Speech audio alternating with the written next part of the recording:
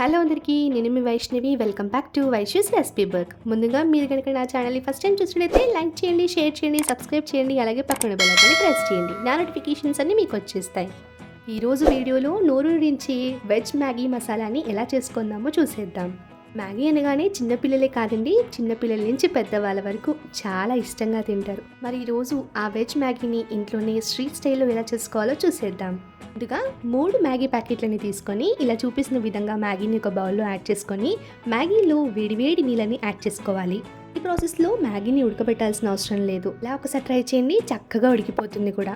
ఇప్పుడు స్టవ్ పైన ఒక కడాయి పెట్టుకొని అందులో 2 టేబుల్ స్పూన్స్ ఆయిల్ని యాడ్ చేసి ఆయిల్ బాగా హీట్ అయిన తర్వాత ఒక కప్పు సన్నగా తరుక్కున్న ఆనియన్, సన్నగా తరుక్కున్న పచ్చిమిర్చి, సన్నగా తరుక్కున్న క్యారెట్ ముక్కలని యాడ్ చేసి ఇలా చూపిస్తున్న విధంగా చక్కగా ఫ్రై చేసుకోవాలి.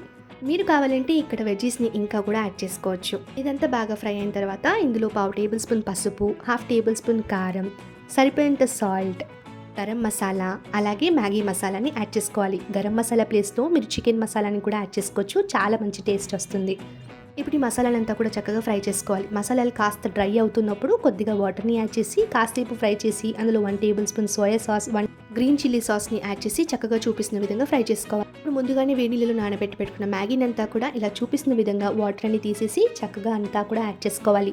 మ్యాగీని అసలు మనం ఉడకబెట్టకపోయినా కూడా ఎంత చక్కగా వేడి నీళ్ళలో వేయగానే ఎంత బాగా ఉడికిపోయిందో. మ్యాగీ అంతా కూడా ఫ్రై చేసి పెట్టుకున్న మసాలాల్లో యాడ్ చేసి మొత్తం అంతా కలిసేలాగా కలిపేసుకొని వేడివేడిగా ఉన్న ప్లేట్లో సర్వ్ చేసుకొని అలా ఆనియన్స్తో పెట్టుకొని తింటే ఆహా, చాలా బాగుంటుంది తెలుసా.